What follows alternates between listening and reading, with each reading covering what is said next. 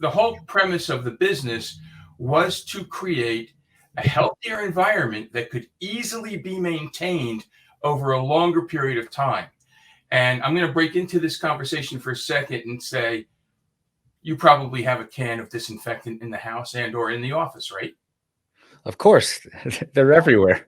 So if I said to you, Matt, I'll tell you what, I want you to have the healthiest office around. I want you to go out on the internet and I want you to research the best disinfectant that money can buy anywhere in the world. And I will pay for it. I don't care what it costs. And then you bring it into your office or your home or whatever, and you read the instructions and you use it according to the instructions. The best one in the world. How long will it continue to kill germs for? An hour, a day, a week, or a month? What do you think?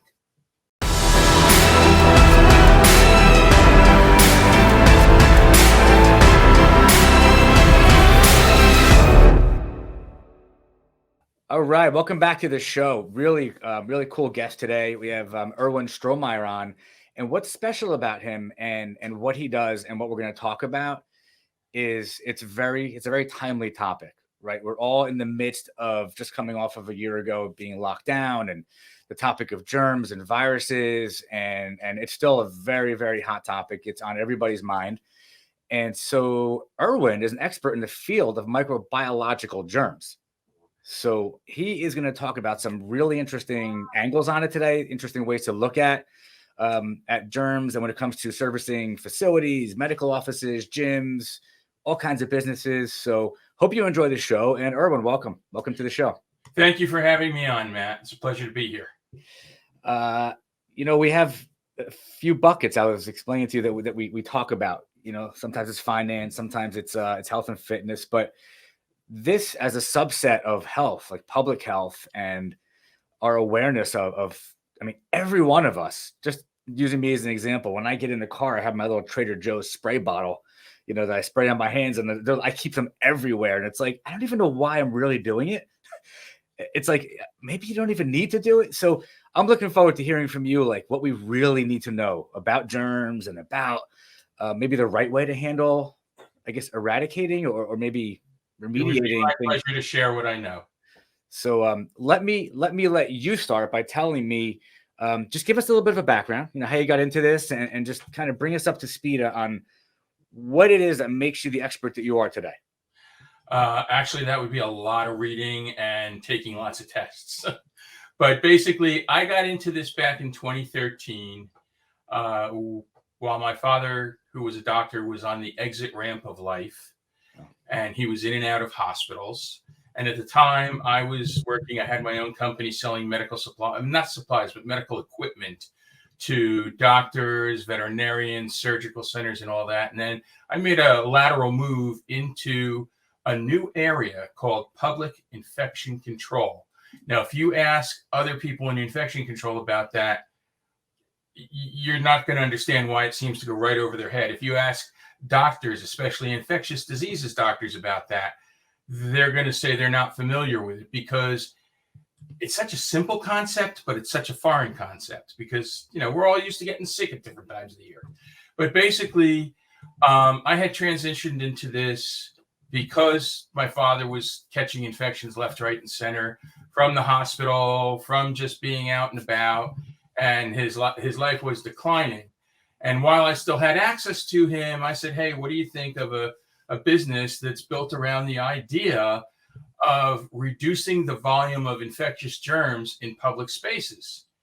And he goes, well, if you can come up with a way to do that and it works, it'd probably be very helpful.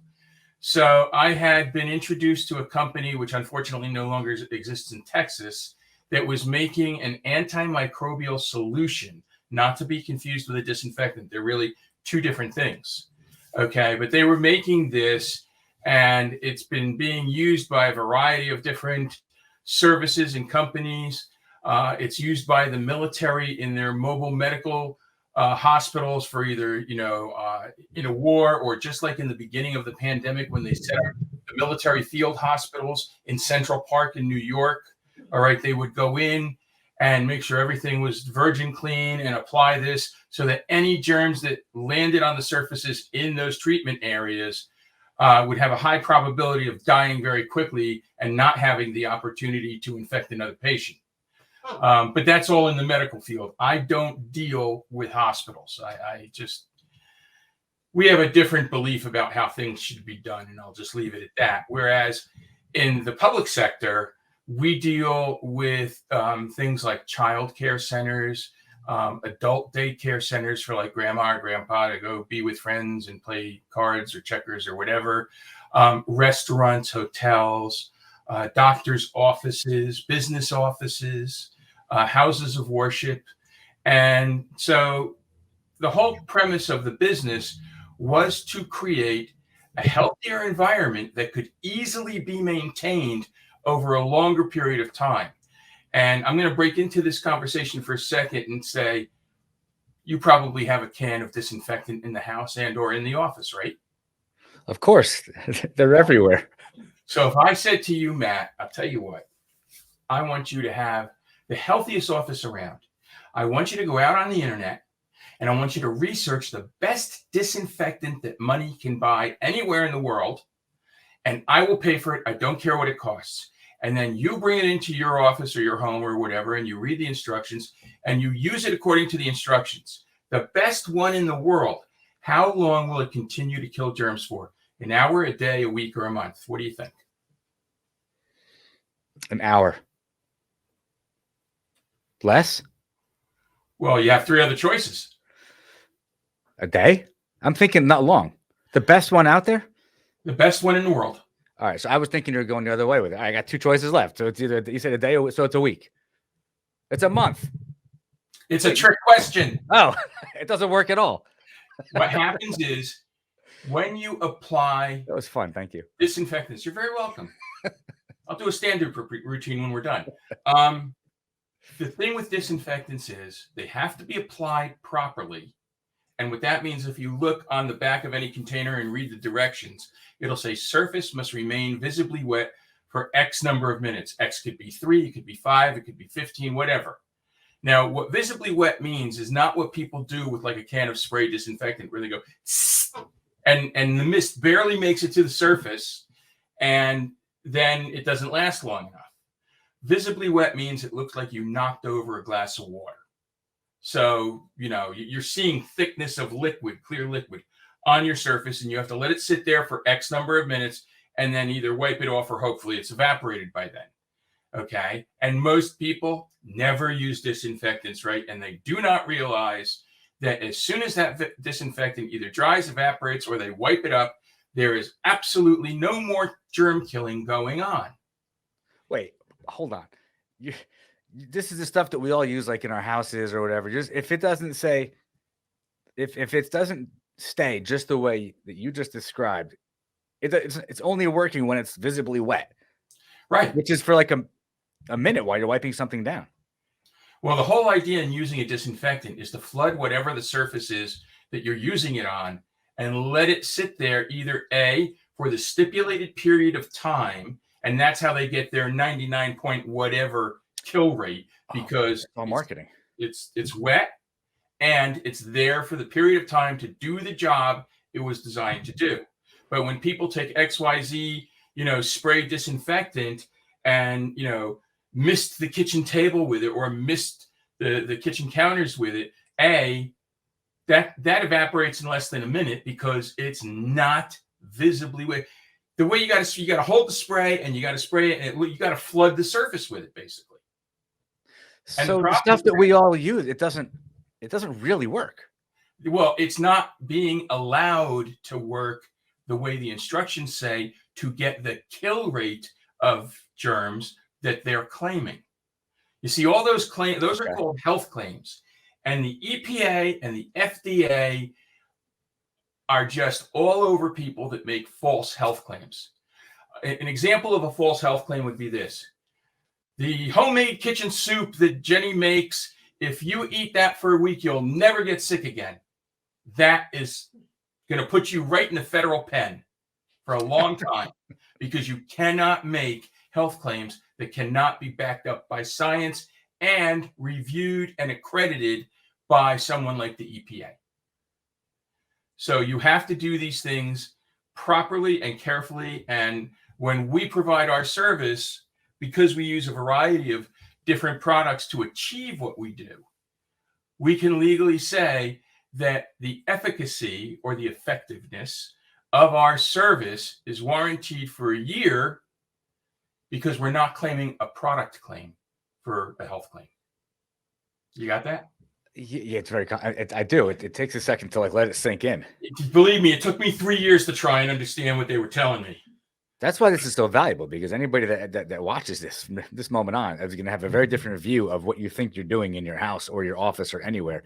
So those little things that I buy that are this big, that I keep everywhere from Trader Joe's, that have the lavender scent, that I go like this for a minute, are doing what? And they're helping. Okay. Because you're squirting it into your hands. You're usually creating a little puddle in your hand, and you're rubbing it in and on, and you're helping to remove a volume of germs from your hand or kill a volume of germs that are on your hands.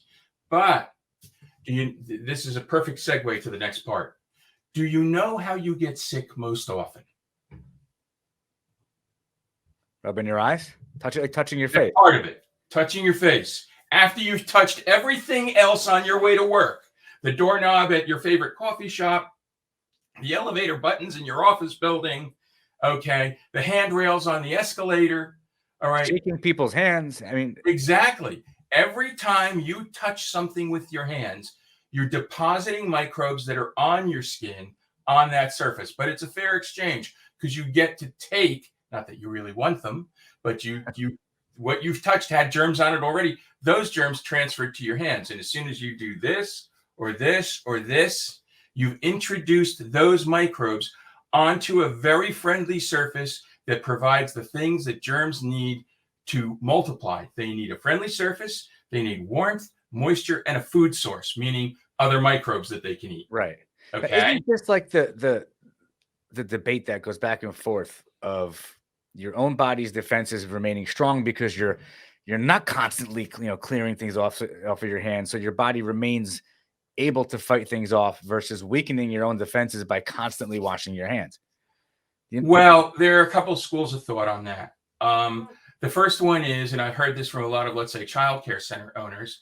Oh, it sounds like you have a great service, but we want the children to be exposed to as much as possible so it builds their immune systems. And in essence, that's an accurate statement. But the thing is, it can take your body, your immune system, a while to learn and remember which of these pathogens were actually dangerous enough that it had to ramp up your fever and ramp up your white blood cell count, all right, to fight those invasive organisms, okay? And, I've had to say to people, well, how many of your students are immune to E. coli? I don't know. I said, chances are none of them. None, right. Simply because there are so many strains of E. coli that your body may know a few of them, but it doesn't know all of them. That's how children transfer to each other, especially in a school location, how they transfer things like really bad bacteria like E. coli amongst themselves. And, if they go like this, they can infect themselves that's how you get pink eye. You do this when there's pink eye around and it gets on your finger. I hope your hands are clean right now. My skin is so freaking dry from hand sanitizer, man. My father, the dermatologist, may he rest in peace, would probably want to smack me with a 2x4 for how much I use. I have it at my desk. I have it in my car. I have it at my night table. I keep it in my briefcase. I mean, I buy it literally by the 5-gallon pail. No kidding. And refill these containers. So that says a lot because of what you know. So the answer to my question is, it is useful. Using those things is useful, and certainly it reduces your chances of really getting sick. You don't want the flu. You don't want these. You don't want COVID. You don't want these like really bad things that take you down. Right. But your body's going to do what it can do. There's always going to be something. As you said, you're always fighting something because there's always something on your body. Right. There's always something happening. Right. And the thing is, as children, I mean, none of us knew any of this when we were kids. We'd go into the woods, we'd play, we'd fall in the mud, we'd do whatever. We'd get God knows what in our mouth, okay, and spit it out and just keep playing, and and we're still here, thank God. By the way, you and I are of a generation where we used to actually play outside and do those things. There's people that are now wouldn't even know what you're talking about. Play outside? What? You can play outside? This is my grandchildren. Right. I'm like, guys, come on. I built you a nice rope swing outside. Let's go. I assembled that requires activity. for you. Let's go. But anyway, no, I remember as a kid, we never worried about any of this stuff. And since I started this business in early 2013, I have become an absolute paranoid germaphobe. I mean, I take my grandkids out to lunch or dinner, and one of them crawls under the table, and I'm like, no, get out from under there. Oh, my God. And my kids are like, Dad, will you calm down? We survived. I'm like, yes. That's a great segue into an actual question that I have for you that was Please, prepared. And it's what is it that we need to know like currently? Like we're in January of 2023. So what do we need to know now about germs that's actually true? It's factual. It's like you're seeing it. It's what's happening. It's not some nonsense that was on the news a year or two ago that changed 50 times or 1,000 times. Like what's true right now about germs that we should know?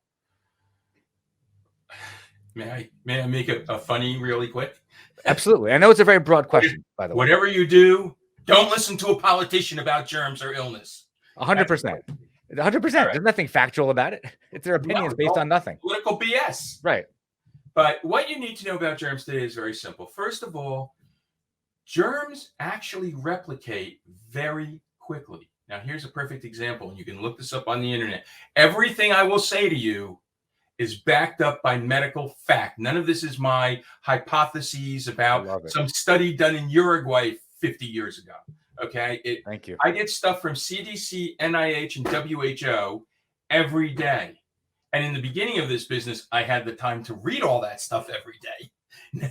Now, I'm lucky if I sleep at night with some of the stuff I read. But an example, bacteria. Take, for example, E. coli. It just happens to be one of the most prevalent ones around. A single bacterium cell like E. coli goes through what's called mitosis. And that is when a cell breaks into two cells. It makes a copy of itself. Okay. So every 20 minutes, approximately, a cell breaks into two. And 20 minutes later, two become four. Four become 8, 16, 32, 64, infinitum. In an 8 to 10 hour period, a single bacteria cell can become well over 10 million. And that a pile of 10 million cells, you probably still can't see with the naked eye. And it's never just one of those bacteria cells that's replicating. It's all the ones around it as well.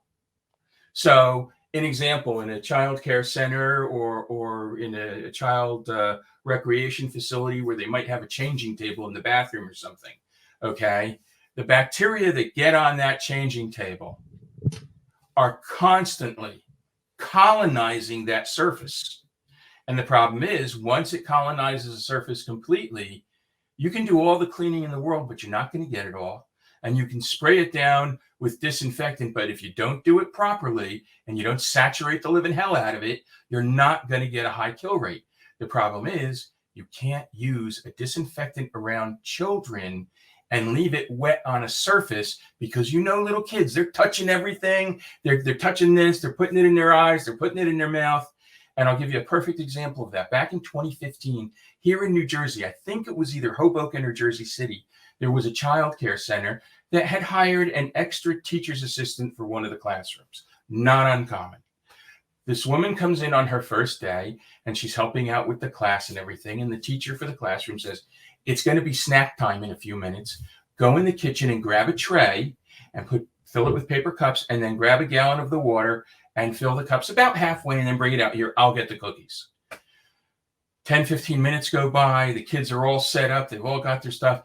And within a few minutes, projectile vomit starts flying all over the place because somebody else in the school, you see, in these schools, they try to be conservative sometimes, and they'll buy bleach and mix it 2 tablespoons to a quart of water in a spray bottle as a disinfectant. It's much less expensive than buying commercial disinfectant. Okay. But the problem is when you mix it into a gallon jug to make volume so you can fill lots of spray bottles, you have to label it. And whoever prepared that gallon of disinfectant solution with the bleach didn't label it. So the other teacher's assistant, it said XYZ spring water on it. So she figured, okay, this is good to use. And the kids started. Oh my God, they drank it. I didn't know where you're going with this. Yeah, they drank along with a few of the teachers. So I think now the exact details elude me as to the numbers, but I think it was something like 14 children and 4 teachers that were taken by ambulance to the hospital to be treated. Fortunately, I don't think any of them got it in their eyes. But and at that dilution, if you pour bleach on your skin, you're going to know you made a big mistake, besides the fact that it's going to burn like hell. All right. Fortunately, in the dilution that they use it as a disinfectant, you can still taste it in the water. Obviously, it tastes disgusting, and out it comes. But the next day, the state shut that school down, and it never reopened. So essentially, some idiot made this solution and put it in the refrigerator. I don't know if they put it in the refrigerator or they just put it up with all the other cups. jugs on the shelf or not. Oh my God.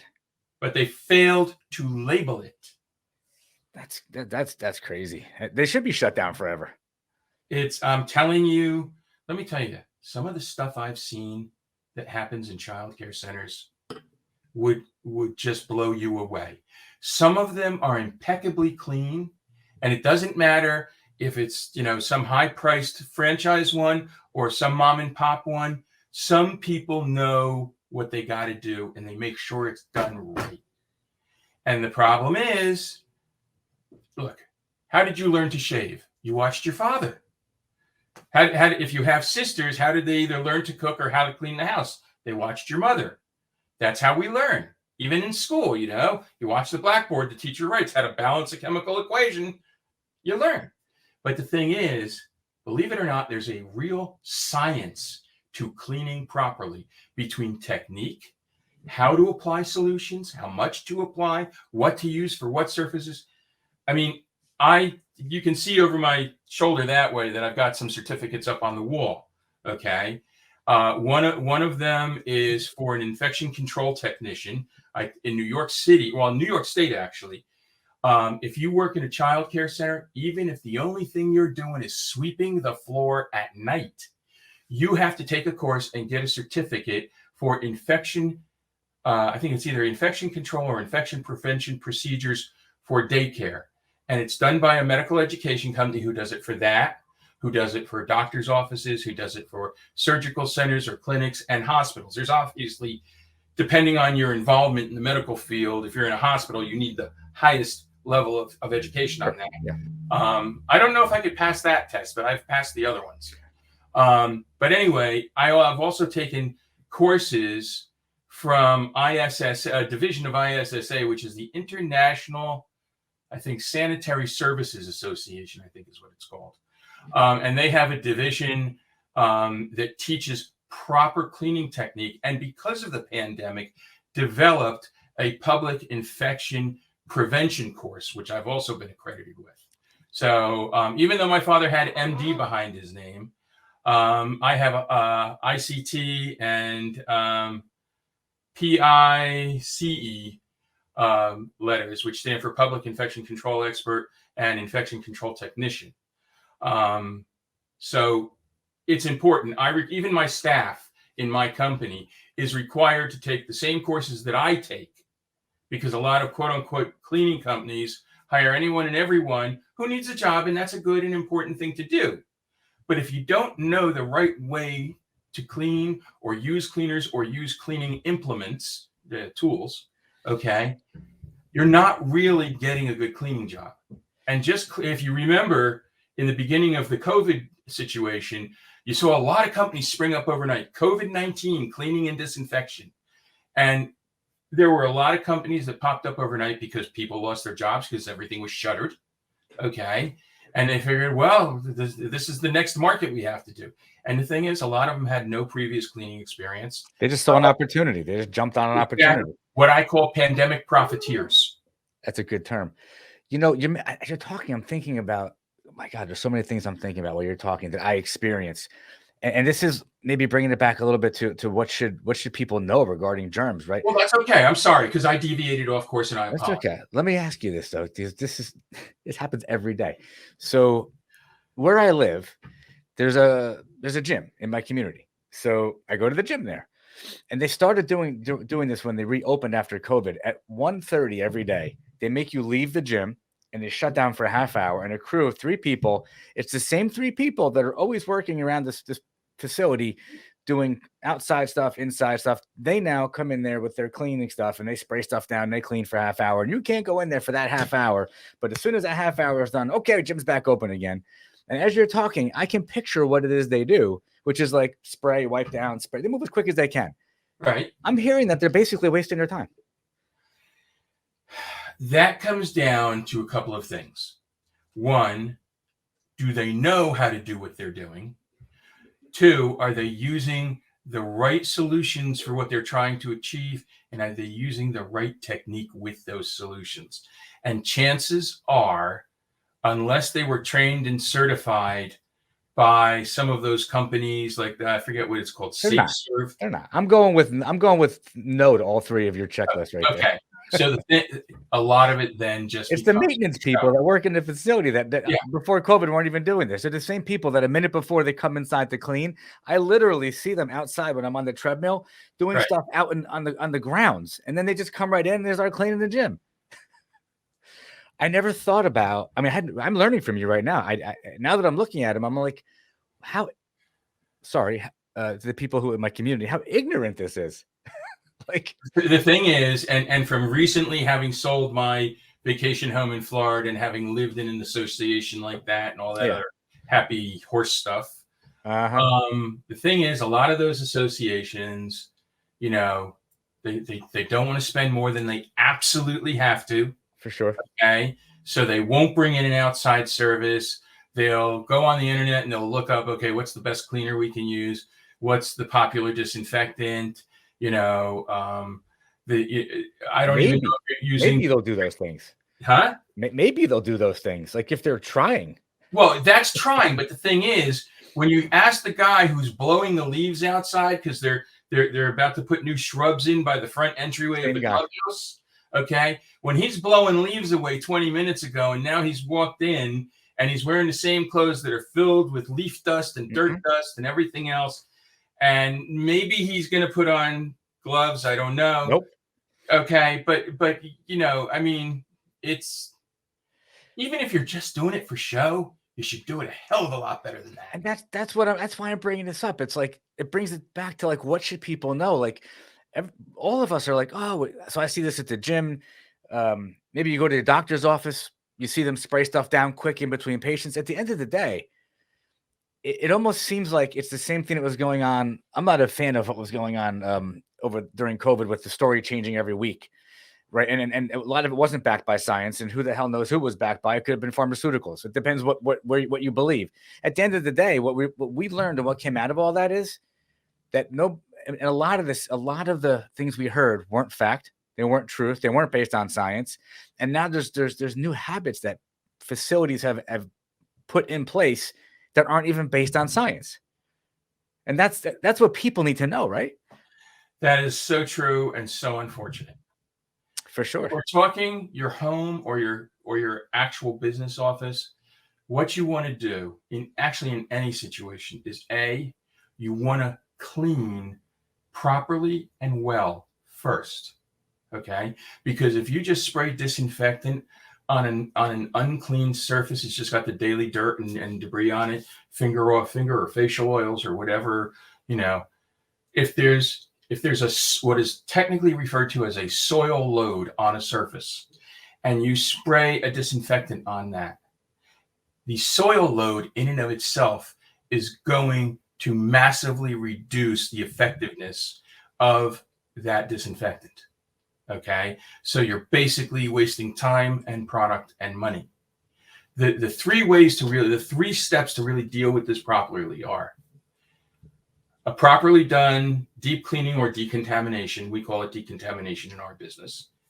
A terminal disinfectant with a broad spectrum lethal disinfectant, preferably something that does not leave a residue behind.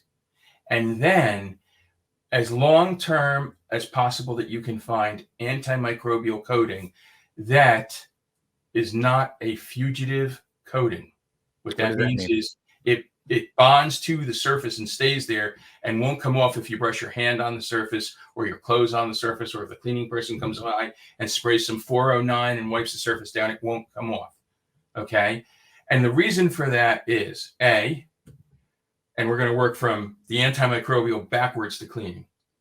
If the surface isn't virgin clean, down to the quartz tabletop or the Formica tabletop or whatever it is, if it's not clean, then the antimicrobial coating that's supposed to bond to that surface and last a while, won't be able to do that. If it dries on something that dried on there already, and then they go to clean it, whatever it dried on top of, dried juice, dried anything, the cleaner they're using will take that away. And since the coating was on that, it will take the coating away. So it has to be cleaned properly. Then it needs to be disinfected, because just cleaning, but if you've got a good cleaning technique, you can get a lot of biological debris off. But after a good cleaning and a good disinfecting, you apply the antimicrobial coating, the surface has the ability to protect itself from new microbes that land on it by either touch, cough, or sneeze. Okay? And just like they were telling you, usually there's two different ways people get sick: either cross-contamination infection, which is I touched the doorknob on your building and I rubbed my face before I went to the door of your office. Okay. Or airborne infection, which is a lot of what this COVID has been about. Okay. Or the other one, which nobody really talks about much, which we call bodily fluid transfer, which doesn't need to be part of this conversation. So the thing is, what a lot of people didn't really talk about too much during this whole COVID disaster is that when people sneeze or cough, there's volume debris, meaning like if somebody sneezes and it lands on the table and you can see it, whether it's a clear droplet of mucus or whether it's, pardon my French, a booger. Okay. That's one thing. That'll land on the surface. You can see it. You can clean it. But there's also a superfine mist.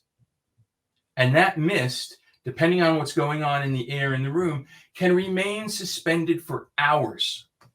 And as people come into that room and can breathe it in, they get sick from it. That's why they had the 6-foot social, separation idea and all that. But the easiest way for you to be able to see how easily a bacterial or viral mist can spread. Have you ever walked into a room and there's nobody in there, but you can tell that somebody had smoked a cigarette in there? Of course. That's right. So it lingers. Because the smoke itself, the smoke particles that they've exhaled, are still floating in the room. And if they've done it long enough, they've stuck to the wall, they're stuck to the furniture, then you really smell it. But if you ever watch somebody while they're talking, even with another smoker, or two people outside in the cold of winter, and you see their breath, right? I mean, if there's no wind out, but it's like 20 degrees out and you're talking, I mean, it looks like you're blowing smoke. Right. And if you see two cigarette smokers and they're talking to each other, you can see as they're talking, each of their clouds of smoke are passing each other. So this is what's happening with the germs in the air. Exactly. When you sneeze. Exactly. Wow. So the thing is, even though it's airborne, the point I was going to make is eventually gravity gets hold of it and it's brought down onto a surface. And if it's a viable bacterium or even a virus that's in a cell, as that cell replicates, it makes copy of the virus within the cell into the next cell, and then the next 2 and the 4 and the 8 and the 16, like that. So that's why it is so critically important to not only make sure that you clean your surfaces and the things you handle often and clean them properly, all right, but to make sure you are properly using a disinfectant, and to finish it off with the icing on top of the cake to be an antimicrobial coating that's non-leaching or non-fugitive, meaning it won't come off on your hands or it won't come off on your sleeve, or, if some little kid is gumming the edge of the table, that it doesn't come off in their mouth because it could upset their stomach. But that's primarily the magic potion or magic instructions for really reducing the ability for microbes to multiply and inhabit your space. So if somebody's looking, if somebody was like, so if you're looking for somebody to clean your house or your office, and knowing this, like, what is it you should be asking people? Like, what, like, how do you even know if you have the right people or not? Well, the thing is, we have to back up a little bit before that to human nature. Okay. A lot of people hire these kinds of services, because either they don't like to do that even in their own house, or they don't have the time. And as long as somebody gives them a good price to come in and dust and wipe down the counters and vacuum the floors and throw out the garbage and clean the bathroom with the bathtub and the toilet and the sink, all right, and maybe spray whatever brand of disinfectant, they figure they're good. Yeah. But their kids come home at the end of the day, and maybe they have a few friends over for a play date or just to hang out in the basement and play video games, and some of them have colds or God knows what. Okay. If they contaminate the surfaces in that house and then leave, the people who live in that space have every opportunity to get those infections. Now, if those surfaces are properly decontaminated, disinfected, and antimicrobially coated, then a lot fewer of those germs will survive. And therefore, this is kind of like I try to explain to people, and I try to do it very visually. So if I said to you, Matt, I'm going to make you walk across a 10-foot by 10-foot space with a blindfold on, but I want you to know there's going to be 100 thumbtacks points up. And I want you to see what your odds are of being able to get across that 10-foot span without winding up with tacks in your feet. And you're not wearing shoes, by the way. Now, if I said to you, now what I'm going to do is, in essence, do the disinfection, do the antimicrobial in your mind. And what I'm going to do is I'm going to remove 90 of those tacks at random. Do you see how much lower your odds are of winding up in a very painful situation? That's what the antimicrobial coatings can do. Wow, that's a powerful. I just had, you know how people sometimes get those cartoon illustrations made of, like, I just had that would be for your business, like a 60-second, like, here, let me tell you, if you did this versus this is like cleaning your house. Boy, would that resonate, because your story just connected with me. Well, I'm actually hopefully interviewing a new social media marketing person the day after tomorrow to do videos like that for me. And I had somebody who was doing it, but she had some issues and she had to recreate her business. And so unfortunately I don't have her anymore, but she was phenomenal at creating videos and stuff like that. But that's a great illustration. Yeah. I mean, I look at it this way, when I started this business and in sales, I've always believed that there's nothing like a live fire demonstration. If you're selling military equipment, that's the only way to sell it to the military. Bring them on range and show it to them. I used to go to adult what do you call it? Assisted living facilities. And I would, long before the pandemic. Yeah. And I would meet with them and they would be like, well, how safe is it? And I would open the bottle and go, that was about 4 ounces. Tastes like shh. But, and I say the reason it's so safe is because it's designed to kill one microbe at a time on a flat surface. So even though the only other side effect to it, and that was definitely off-label use, was that you really couldn't taste anything for about 3 hours.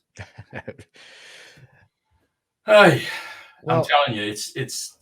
I love what I do. I'm very fortunate with that, and I know it helps people. When my clients write me letters after being a client for 2 or 3 years and say, you know what, Irwin, we're so happy we do this because we've seen a 50, 60, 65, 70% drop in infections in our school since we've been using your services. That means everything to me, because I know that a lot of people are not suffering needlessly. You know how we hear these myths, like I've seen on the news, like every so often they'll do a cute story about like myths about germs. And there's always the one like the toilet seat myth. Like, can you really, get sick from sitting on a toilet seat? And does it really even make it sense to put down stuff on there? And of course, the answer is always like the odds of getting something that way are so low. Like they scientifically prove it. Are there Correct. other things like that all of us human beings walk around thinking that are just like nonsense? Like it's just not true. But yet we have Well, these habits and rituals around them anyway. I'm a putting you on lot. the spot. I realize it. Yeah, no, that's fine. That's fine. And if I don't know the answer, I'll tell you I don't know the answer. But what I can tell you is that one of these myths is something I discussed with you earlier about how I walked into a school and the person in charge said, sounds like a great service, but we could never use it because we want the kids to be exposed to as much as possible to help build their immune systems. Think of your immune system as an old-fashioned township library card catalog. So when your body experiences something that is a new invasive organism, oftentimes it doesn't react right away because it doesn't know what it is. But when it starts to see how it's affecting your systems, it's like, wait a minute, this doesn't belong here and we have to get rid of it. And what it does is it ramps up your temperature and gives you a fever in an attempt to burn it out. And it amps up your white blood cell count, which is kind of your, internal disinfectant, let's say, okay, to try and kill it that way. And sometimes it's just a matter of waiting it out. But the thing is, once your body does that, it's kind of like filling out a card for the card catalog and putting it in there. So the next time it comes across something, of course, it's much faster than going like this and looking for that card, but it has that information. But one thing that you should have learned from this whole COVID experience is that variants are a real problem. Okay. I literally just had COVID 2 weeks ago for the first time. And I am so happy that I got the vaccinations and the boosters. I called my doctor the day I tested positive. She gave me this Paxlovid, the new medication for it. And in 4 days, it was over with.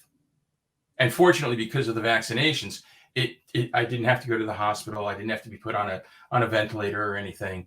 But the right medications make all the difference in the world. So the myth that the more you're exposed to, the more you don't have to worry about things around you. Let's put it this way. People caught COVID and they didn't actually die from many of them didn't actually die from the COVID itself. They died because the COVID exacerbated pre-existing conditions they had. Right. So if they had respiratory distress issues, if they had kidney issues, if they had, blood chemistry issues, whatever, the COVID kind of was like giving each of those pre-existing conditions their own turbocharger. And what happened was those people had the problems that they had get exponentially worse faster than the body could handle it. Yeah. And that's eventually what killed them. So it's funny. I had COVID also. Wait, let me finish. Sorry. When you hear all these political people saying, oh, the COVID death numbers are BS, people didn't really die from COVID. I'm like, it's absurd. Right? It's so ridiculous. It's called throwing gas on the fire. Right. That's how you burn off your eyebrows and the hair in front of your head. So I'm sorry. Go ahead with what you were going to ask. No, it's okay. I thought you were done. I didn't mean to interrupt you. That's all right. I had it in August. I've had the vaccines and everything. So I had it just past August, and I didn't get that Paxlovid early enough. I called the doctor after a couple of days of being like incapacitated. I was really sick, and he gave it to me, but I missed that window. It didn't actually do anything. Actually, it made me feel it has side effects. So I stopped it because I'm like, all right, I missed the window. It is important to get that quickly. And it's important to take it exactly as it says on the box. Yeah. 3 in the morning, 3 at night. I think it's a 4 or 5 day regimen. And I mean, because every day, at the end of the first day when I knew I had it, that I tested positive, like late that afternoon, I started to really feel like crap. I had already called my doctor because the test told me that I tested positive. I got the stuff from CVS that evening, took the first dose. And by the time I woke up in the morning to take the second dose, I didn't feel quite as bad as when I went to sleep. But I noticed that I got fatigued and tired very easily. On day 3, I felt a hell of a lot better than day 2. And on day 4, I was like, wow, it's done. It's over with already. And then on day 5, I tested myself 3 times during the day, a swab in each nostril. Okay. So 6 tests, 6 negatives. I'm good. Now I'm just hoping I don't wind up with long COVID where I wind up, out of breath for the rest of my life. That part of it stuck with me for months. Like I work out a lot. I go to the gym a lot. And I just turned 50. So I was like, it was 49 when that happened and in really good shape. And I was like 7 o'clock at night, I got to lay on the couch. Like I'm done. Like I was like, I felt like I was 90. And even after it passed for weeks and weeks and weeks, I couldn't do my normal stuff. Like I didn't have it. And it took a long time to get back to normal. Well, if you notice and prior to COVID even existing, or COVID-19 existing, other coronaviruses have existed since the beginning of time. Just like the common cold is a coronavirus. Right. Okay. So the point is this. I noticed in the last 5-6 years, whenever I did get the flu, all right, even when I was over the flu, according to my doctor, I still felt run down for 2 or 3 months, or I winded after a while. Okay. And of course, there were other things that I didn't realize that were going on in the background, like the fact that I was headed for an emergency triple bypass, which happened in September of 19. But I noticed in the years previous to that, like when I would get sick, it would just knock the living crap out of me for a month or 2. And a lot of other people. You can't skip over that because that's something that we got to talk about. You were feeling tired, possibly because of that. Right.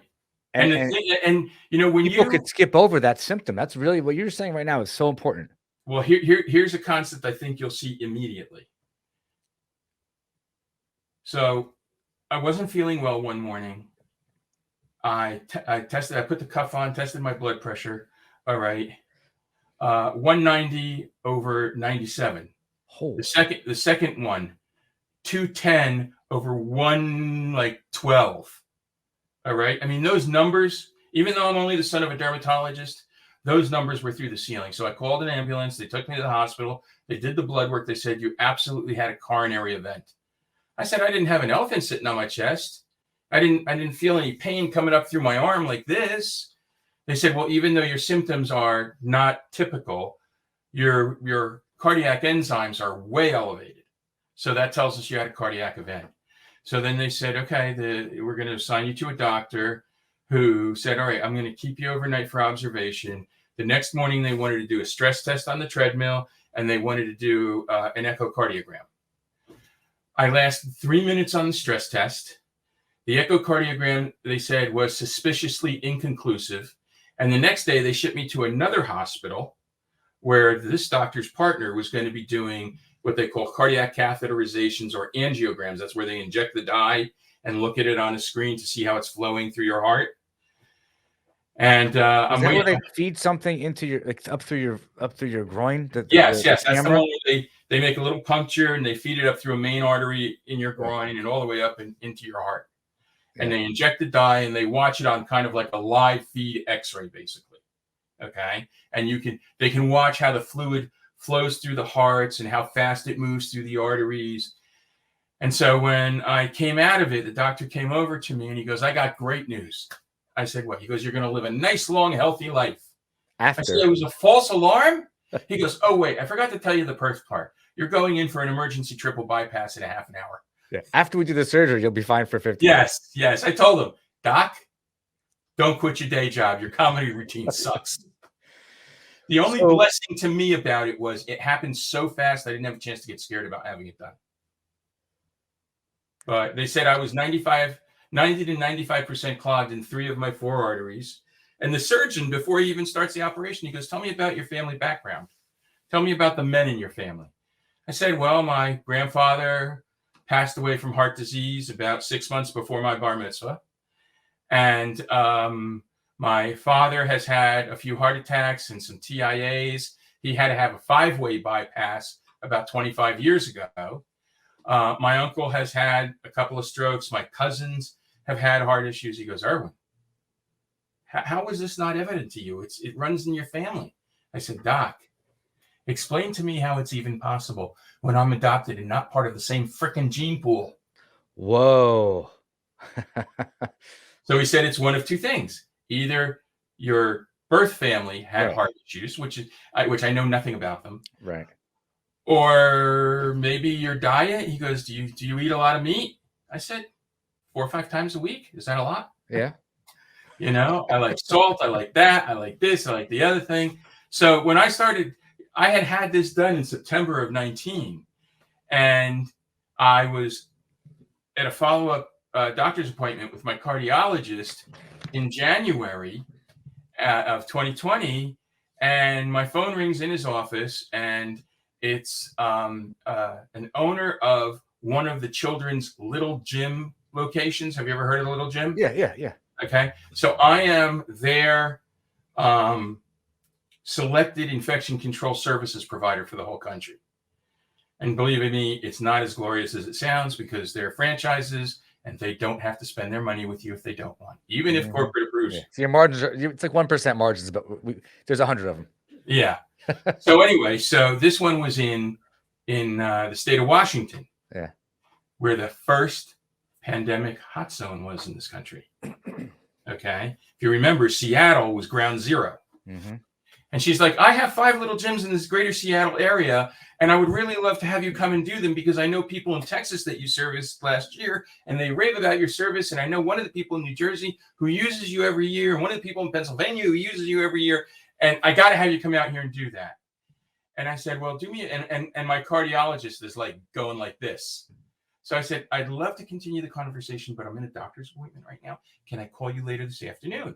She goes, please. Hang up the phone. And he goes, don't even think about it. He goes, you just had open heart surgery. You're type 2 diabetic. You've got other heart issues like slightly high blood pressure.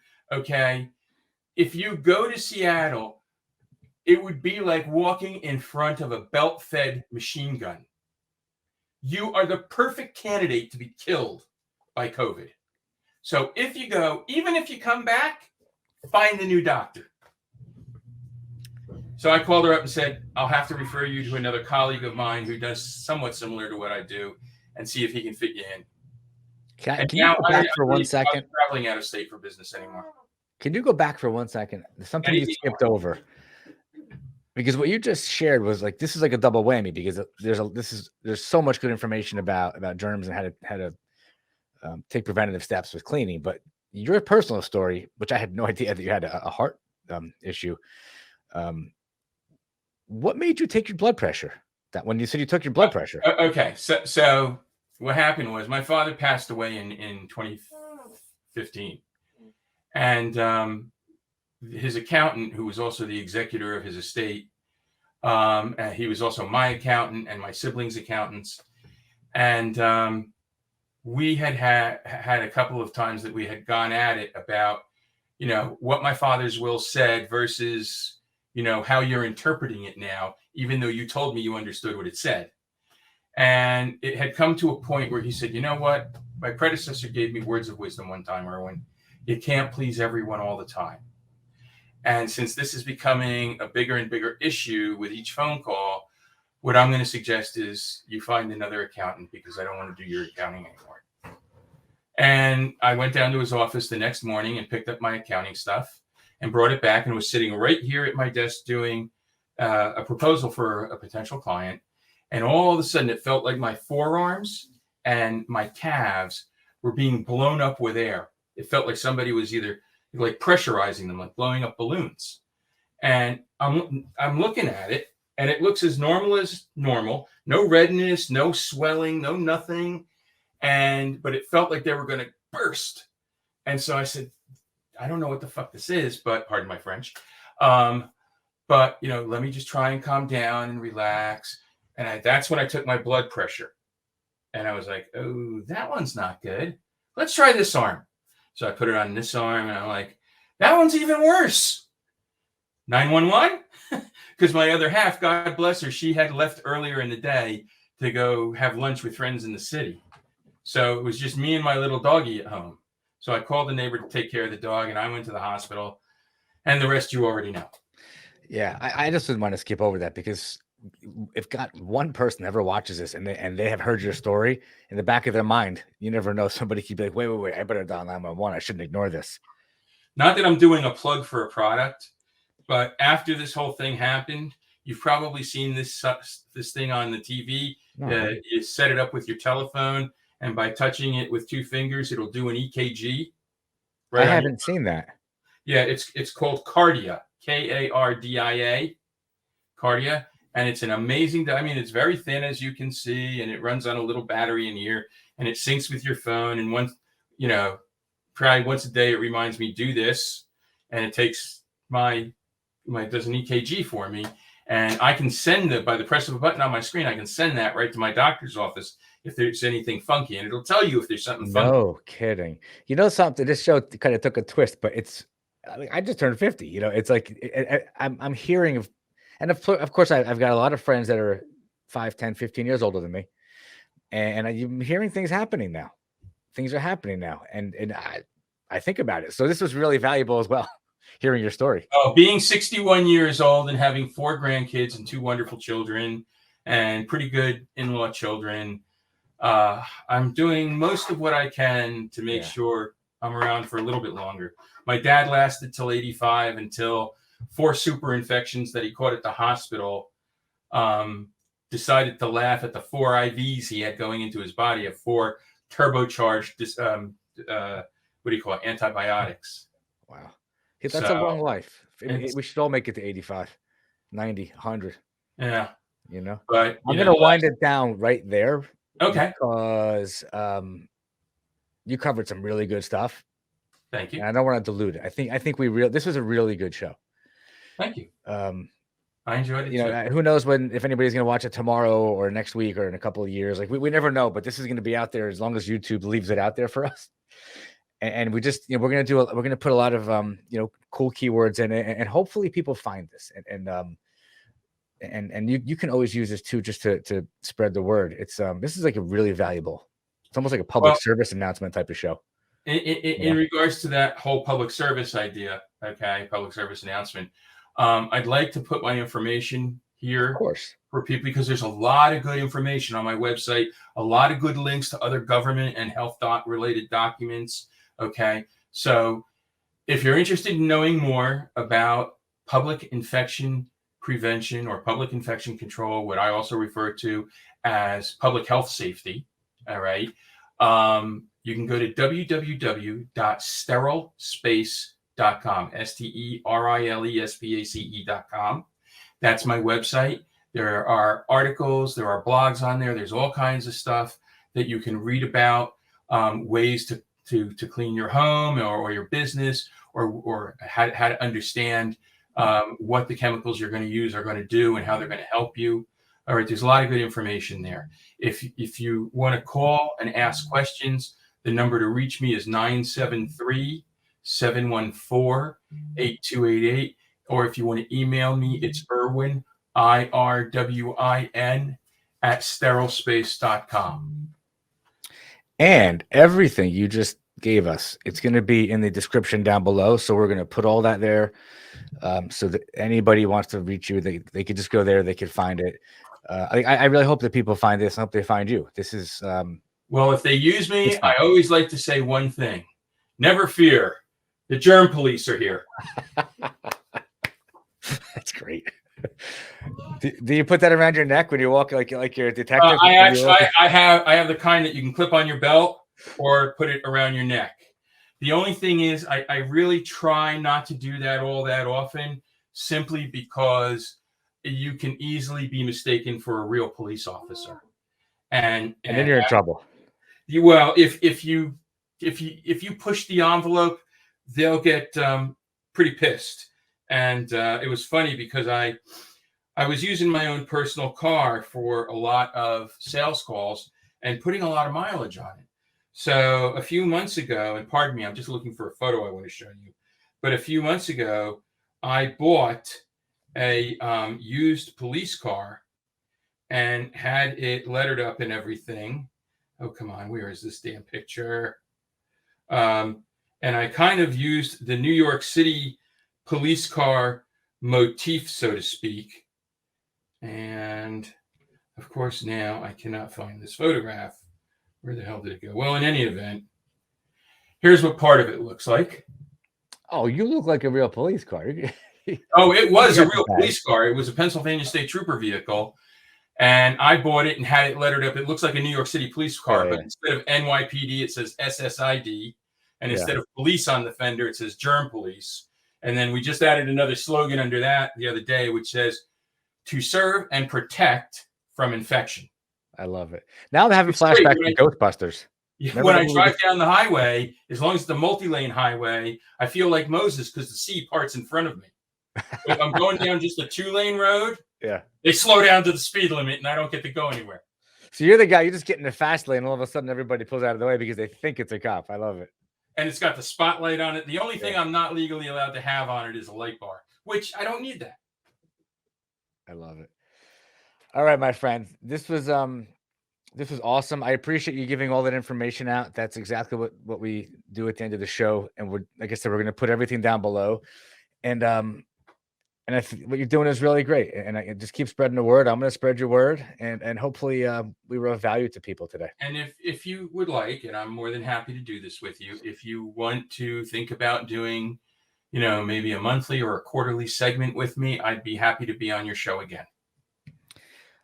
I have an idea, which I'll talk to you after we off camera. There is something I do, which is it's live, right? Which might be really interesting. Let's talk about it. Let's talk about it. This is a great topic that people need to know about, and like every so often, just to kind of get a reminder, Absolutely. For sure. Listen, thank you again. I really appreciate it. And like I said, hopefully we helped somebody. We brought some value, and that's what the point of this conversation was. Thank you for having me on. It was a real pleasure. I wish you the best of luck, and I'm really glad that you are happy and healthy. Thank you, sir. You too. All right. Thank you.